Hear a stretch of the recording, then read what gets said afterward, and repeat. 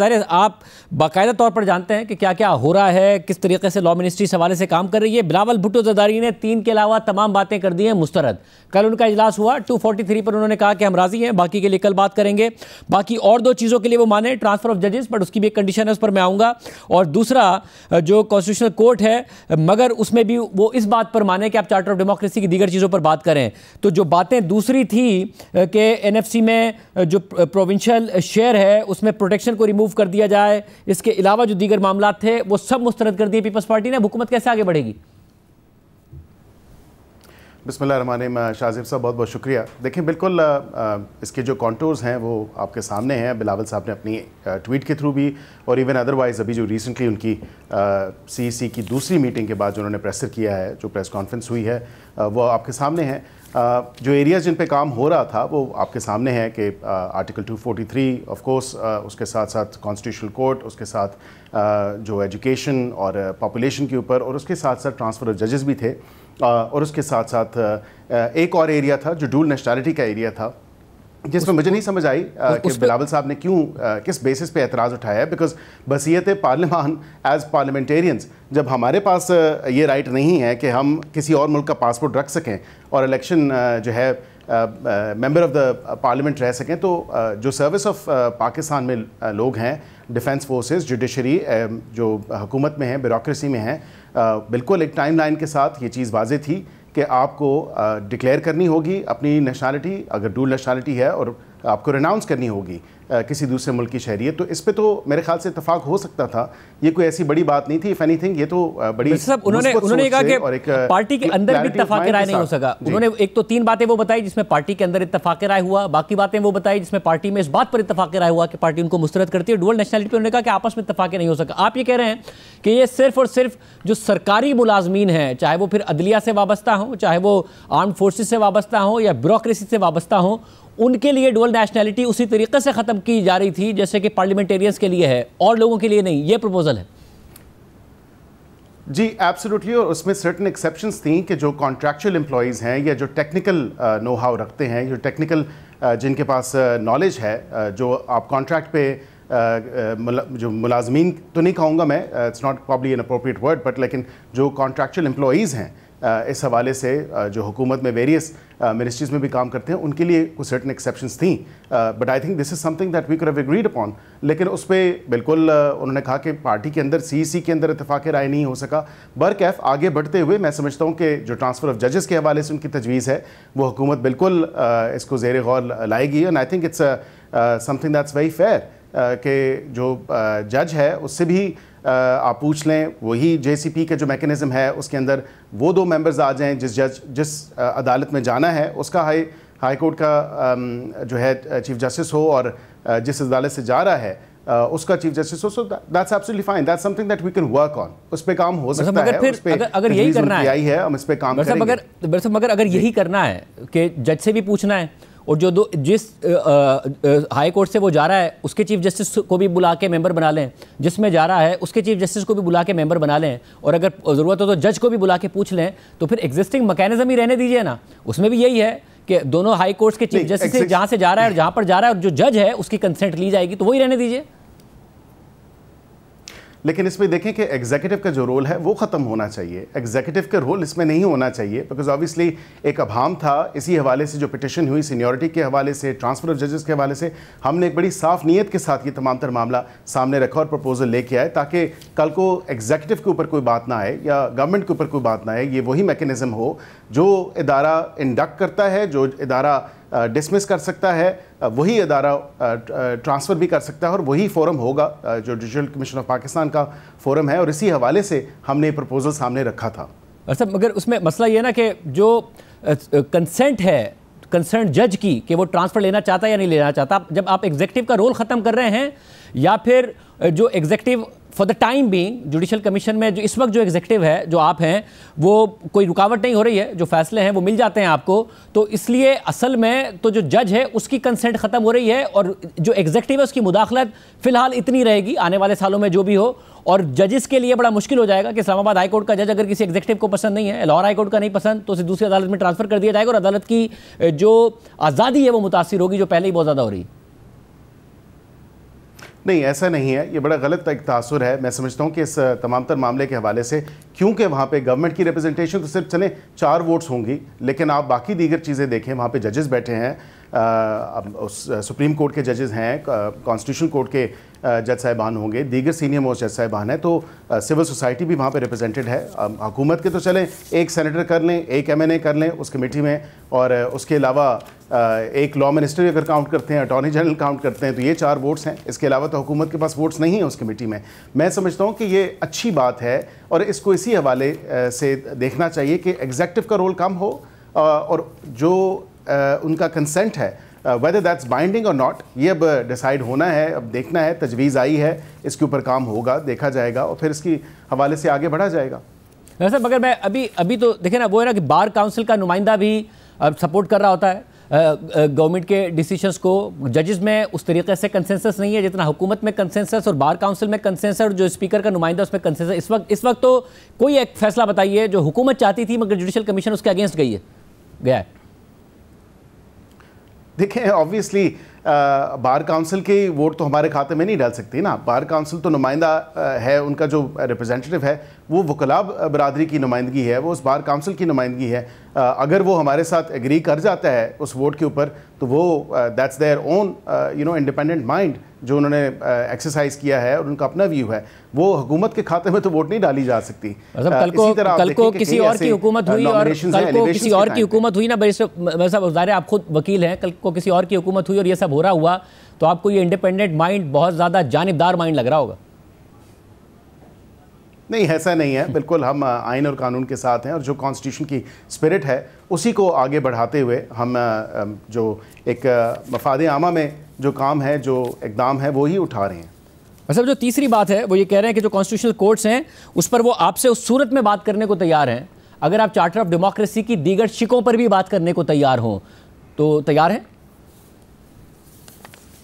دیکھیں ایک تو بالکل یہ تجویز آئی ہے. سب سے پہلی بات ہے کہ جو چارٹر آف ڈیموکریسی کے اندر چیز ہے, اس کا پہلا جو سٹیپ تھا, کافی چیزیں تو اس میں کمپلیٹ ہوئی ہیں, لیکن اس کے ساتھ ساتھ میں سمجھتا ہوں کہ جو پروگریس ہے کانسٹیٹیوشنل کورٹ کے حوالے سے یا فیڈرل کانسٹیٹیوشنل کورٹ کے حوالے سے, اس میں شاہ زیب صاحب آپ دیکھیں کہ یہ چیز دونوں جماعتوں نے طے کی تھی اور اس کو آگے بڑھانا تھا. اب now it's been presented as if کہ یہ شاید صرف اور صرف حکومت کا ایک پروپوزل تھا, شاید یہ 26ویں آئینی ترمیم کے ٹائم پہ نہیں تھا. وہ اس ٹائم واقعتاً یہ ایک انفنش ایجنڈا ہے, انفنش بزنس ہے, اور وہ چیز جس کو ہم آگے لے کے آنا چاہتے تھے. And then we had to settle at that point.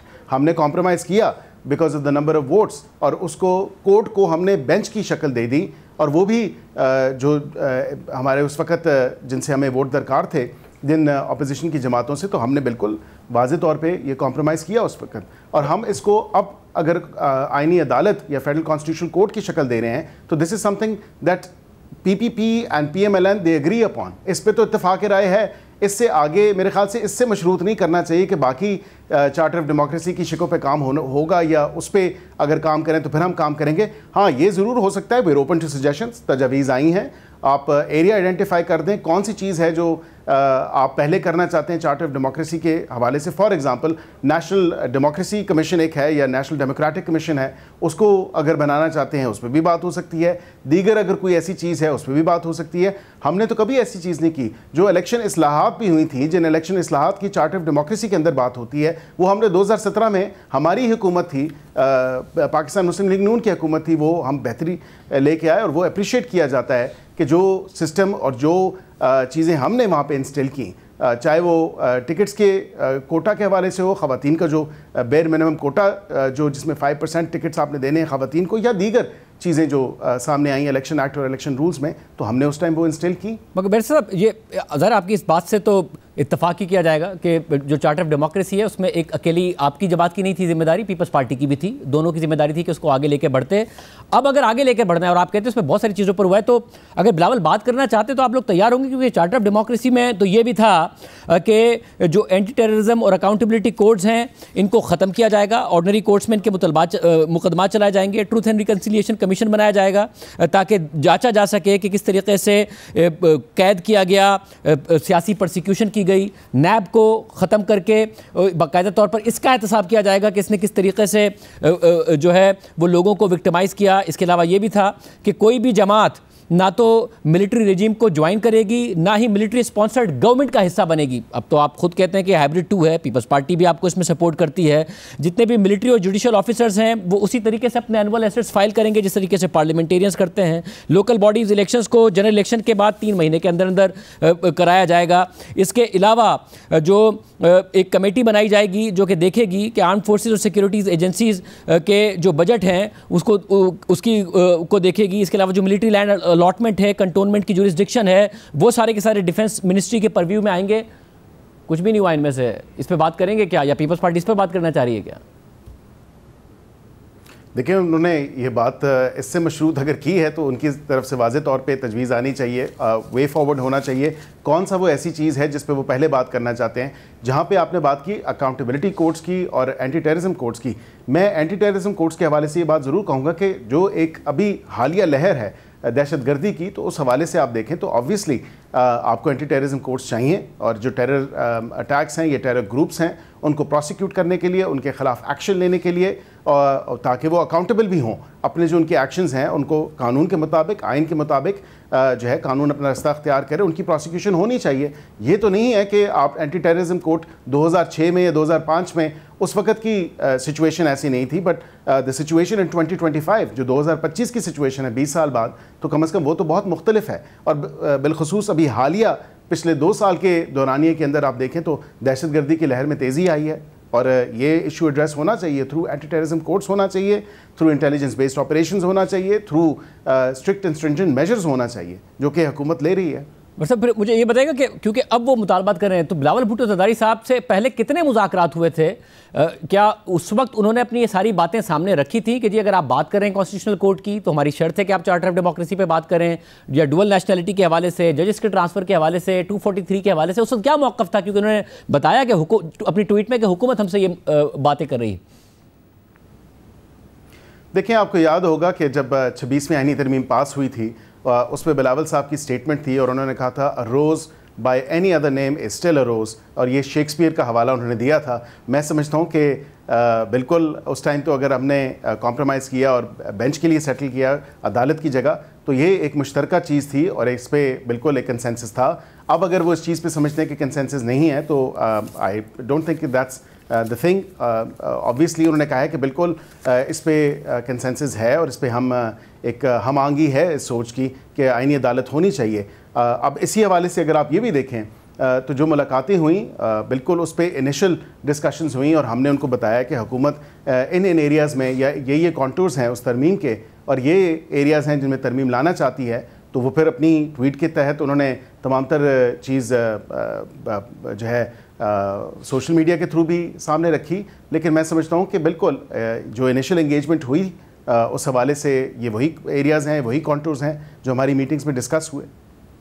تو کیا اصل میں باقی تمام چیزیں اسموک اسکرین تھی کہ آخر میں پیپلز پارٹی کو بھی موقع مل جائے کہنے کا کہ ہم نے 18ویں ترمیم بچا لی اور دیگر اتحادیوں کو بھی کچھ نہ کچھ مل جائے؟ اصل میں کرنا یہ تھا کہ آرٹیکل 243 میں ترمیم کرنی تھی اور ججز کے ٹرانسفر والی ترمیم کرنی تھی. اس کے علاوہ باقی تمام معاملات جو بلاول نے اپنے ٹویٹ میں بتایا ہے وہ آپ لوگوں کی کوئی کرنے کی نیت بھی نہیں تھی. نہیں بالکل آبویسلی حکومت کی نیت تھی اور حکومت نے کرنی ہے, لیکن ظاہری بات ہے کہ آپ کو پتہ ہے بڑا اتحادی پیپلز پارٹی ہے, اور پیپلز پارٹی کے پاس وہ ووٹس ہیں جس سے آئینی ترمیم ہو سکتی ہے. اب اگر انہوں نے اس پہ سٹانس لیا ہے, اور یہ بھی ایک غلط تاثر دیا جاتا ہے شاید 18ویں ترمیم کا رول بیک ہے, بالکل قطعاً رول بیک نہیں ہے. اس نیت کے ساتھ ہم سامنے نہیں لے کے آئے اس تمام تر چیز کو, یا یہ ہم نے پروپوز اس لیے نہیں کیا. ایجوکیشن ایک نیشنل ایمرجنسی ڈکلیئر کی ہے وزیر اعظم پاکستان نے, which is a very valid concern. Population کے اوپر جو ایک ایکسپلوژن ہے پاپولیشن کی, یہ بھی ایک ٹیکنگ ٹائم بام ہے. آپ بلکہ دیکھیں تو ہر سال جو ہے اتنا اضافہ ہوتا ہے آبادی میں, اس کو بھی ایک فیڈرل اپروچ ہونی چاہیے اور فیڈریشن سے ایڈریس ہونا چاہیے. ہم کسی صوبے کے اختیارات واپس لینے کی بات نہیں کر رہے یا 18ویں ترمیم کو رول بیک کرنے کی بات نہیں کر رہے.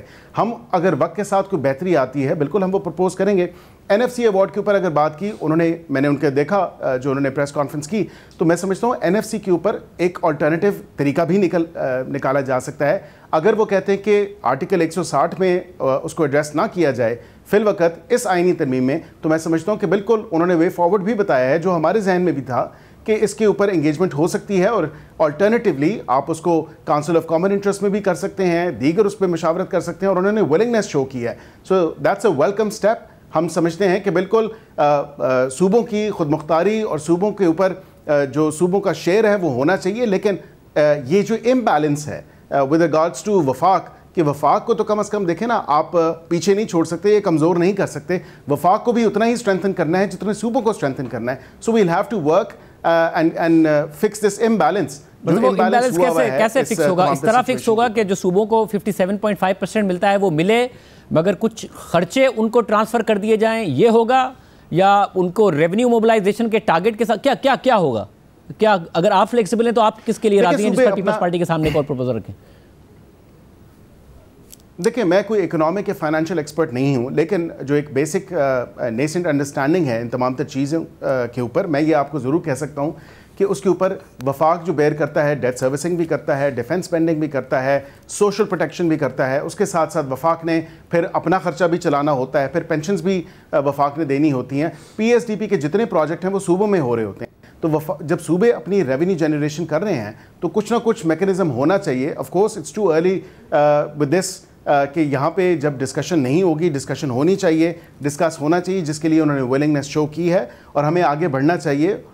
سونر دین لیٹر ایکچولی یہ ڈسکشنز ہوں تاکہ اس معاملے پہ آگے بڑھا جائے. اور جو ورکیبل میکینزم ہے, جو ایکسپرٹس بتاتے ہیں کہ ادھر سے اگر آپ جو ہے اپنا بوجھ یہاں سے اٹھا لیں اور پیسے آپ کو ملتے رہیں, لیکن پی ایس ڈی پی کے حوالے سے بات کر لیں کہ شاید وہ پروجیکٹس جو ہیں وہ خود اس حوالے سے دیکھ لیں. دیر نمبر آف ویز, لیکن یہ ایکسپرٹ جو ایڈوائس ہوگی, جو فائنانس اور اکانومی کو سمجھتے ہیں, اسی کو آگے دیکھ کے اڈاپٹ کر کے آگے بڑھا جا سکتا ہے. تو پھر یعنی کہ اگر ابھی, کیونکہ حکومت کو جلدی بہت ہے, آج کابینہ کا اجلاس ہونا تھا پیپلز پارٹی کی, کیونکہ کل سی میں نہیں فیصلہ ہو سکا, اس لیے آج کابینہ کا اجلاس نہیں ہوا, اور اطلاعات ہیں کہ آپ 15 نومبر تک اس کو پاس کرانا چاہتے ہیں. تو کیا یہ سمجھا جائے کہ آرٹیکل 243 اور ججز ٹرانسفر کے معاملے پہ, جس پر پیپلز پارٹی تقریباً تیار ہو گئی ہے, اور آپ بھی کہہ رہے ہیں کہ جو پیپلز پارٹی کا پروپوزل آپ اس سے اگری کر رہے ہیں, اس کے تحت ہو جائے گی 27ویں ترمیم اور پھر آئے گی 28ویں ترمیم؟